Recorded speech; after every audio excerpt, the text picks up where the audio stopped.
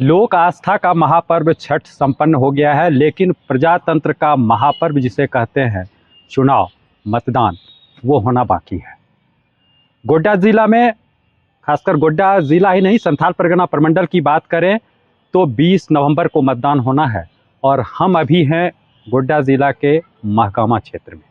और महगामा विधानसभा क्षेत्र से कांग्रेस प्रत्याशी के रूप में हमारे साथ हैं दीपिका पांडे सिंह।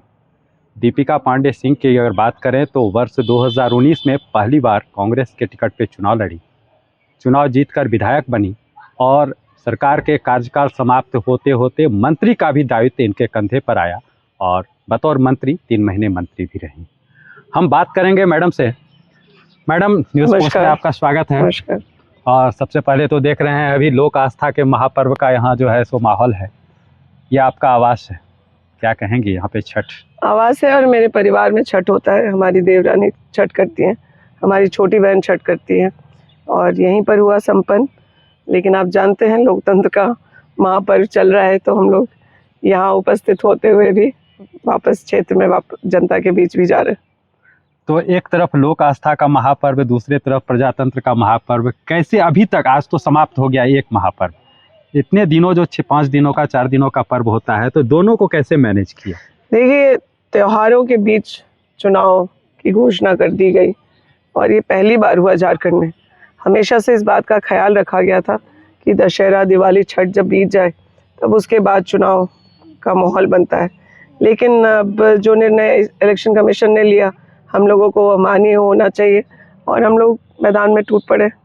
लगता नहीं है इस बार 2 फेज में चुनाव हुआ तो बहुत शॉर्ट टाइम में चुनाव, सारा चीज़ व्यवस्थित करना, कितनी परेशानी हो रही है? बिल्कुल, 1 महीने पहले, पिछली बार जब चुनाव हुआ था उससे काफ़ी पहले अभी का चुनाव हो रहा है।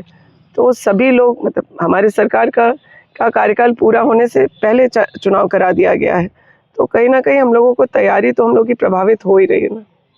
क्षेत्र घूम रही हैं 15-20 दिनों से प्रत्याशी के रूप में, हाँ, कैसा रिस्पांस मिल रहा है?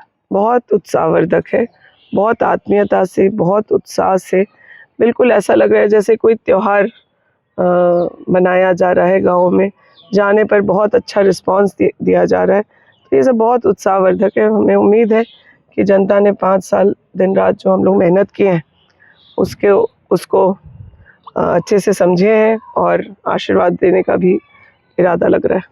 जनता दीपिका पांडे सिंह के बारे में भी यह जानना चाहेगी या जानना चाहती है, जो अमूमन विरासत में आपको मिली है और पिता की विरासत पुत्र को मिलती है। अवध बिहारी अंकल की अगर बात करें तो 4 टर्म विधायक रहे, यहाँ के मंत्री भी रहे और एक पुत्रवधू होकर आप विरासत संभाल रही हैं।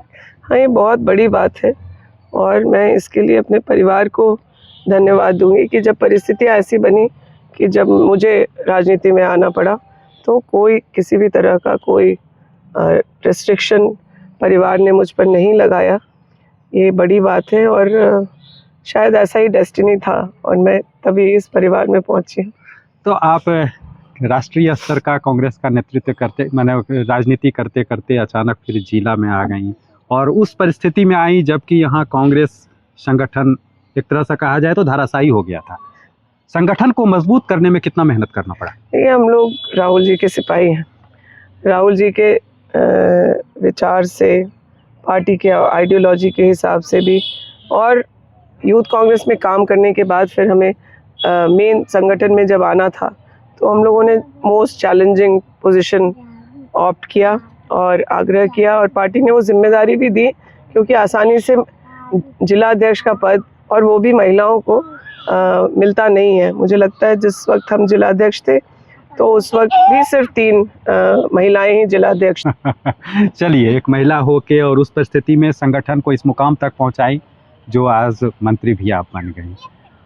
जो सरकार के 5 वर्षों के कार्यकाल पे अगर हम बात करें तो क्या लगता है सरकार की ऐसी 2 योजना जिसका कि लाभ आम जनता को प्रत्यक्ष रूप से अप्रत्यक्ष रूप से मिला और उसका फ़ायदा अभी प्रचार प्रसार के दौरान आपको मिला? देखिए, मुझे लगता है कि सरकार ने ऐसी कई योजनाएं बनाई जिसको झारखंड के बाहर भी बहुत सराहना मिली और वो आराम से केंद्र भी उसको रेप्लिकेट कर सकता था। जैसे सर्जन पेंशन हम लोगों ने तय किया, राज्य में ये नियम बन गया, कानून बन गया कि जितने भी बुजुर्ग हैं 60 साल के ऊपर, चाहे वो किसी भी जाति धर्म के हैं, उनको जो है 60 वर्ष में पेंशन मिलना है, उसको अच्छे से इम्प्लीमेंट भी किया गया। और अभी मैं लंबी लिस्ट बता सकती हूँ, लेकिन खासा उत्साह जो अभी 2 योजनाओं को लेकर के है जनता के बीच। बिजली बिल बकाया की जो माफ़ी की गई है उसको लेकर परिवारों में बहुत खुशी है, और मैया सम्मान योजना से महिलाओं में बहुत उत्साह है, और उन्हें लग रहा है कि पहली बार सरकार ने ऐसे, खास करके जो घरेलू महिलाएं, जो लोग दिन रात अपना परिवार चलाने में, बच्चों को संभालने में, परिवार को देखने में बिताती हैं, उनके बारे में कोई सरकार सुध लेगी, ऐसा उन्होंने भी नहीं सोचा होगा। और ये एक मील का पत्थर साबित होगा। आने वाले समय में वो 2500 हो जाना है, 2500 करीब महिलाओं को मिलने लगेगा। तो ये एक तरह से उनके आर्थिक सशक्तिकरण की तरफ कदम है। जब महिलाओं के खाते में, जो किसी तरह से अर्न नहीं कर रही थी या उसकी कोई आय नहीं थी, परिवार पर निर्भर थी, जब उसके खाते में 2500 आएगा तो ज़रूर वो प्रेरित होगी कि हम इससे बढ़ के भी कुछ कमाएं और अपने क्रियाकलाप से कुछ घर पे भी स्वरोजगार कर सकती हैं, समूह से जुड़ करके और भी कई चीज़ें कर सकती हैं। मुझे लगता है आर्थिक रूप से सशक्त होने के लिए महिलाओं को बहुत प्रेरित करेगा। एक महिला होने के नाते दीपिका पांडे बेहतर समझ सकती हैं महिलाओं को आर्थिक तंगी जब रहती है तो कितनी परेशानी होती है। और कहा जाता है मैया सम्मान योजना जिस समय सरकार प्रोजेक्ट तैयार कर रही थी, कहीं ना कहीं दीपिका का भी उसमें सलाह था या कुछ था इस? देखिए, कांग्रेस की और भी राज्यों में, कांग्रेस शासित राज्यों में, कर्नाटका में और हिमाचल में इस प्रकार की योजना चल रही है, और हम लोगों ने कई तरह की मांग महिलाओं के लिए की थी, और मैं कह सकती हूँ कि ये योजना जो है आपको अन्य राज्यों में भी किया गया, लक्ष्मी लाडली है, और भाजपा शासित राज्य में भी कांग्रेस का देख करके रेप्लिकेट किया गया। तो मुझे लगता है कि एक अच्छी योजना को रेप्लिकेट करने में किसी भी तरह की परेशानी नहीं होना चाहिए। सवाल क्यों उठा रही है? ये तो भाजपा के लोगों को समझना चाहिए। भाजपा का आरोप है, भाजपा को समझना चाहिए। ये 3 महीने में क्यों स्टार्ट हुआ? 5 वर्ष बीत गए। आप देख लीजिए, आरोप है भाजपा का। आप देख लीजिए कि इन्होंने घोषणा किया था कि राजस्थान में 450 या 500 रुपए सिलेंडर दिया जाएगा, और चीजों को विड्रॉ कर लिया गया।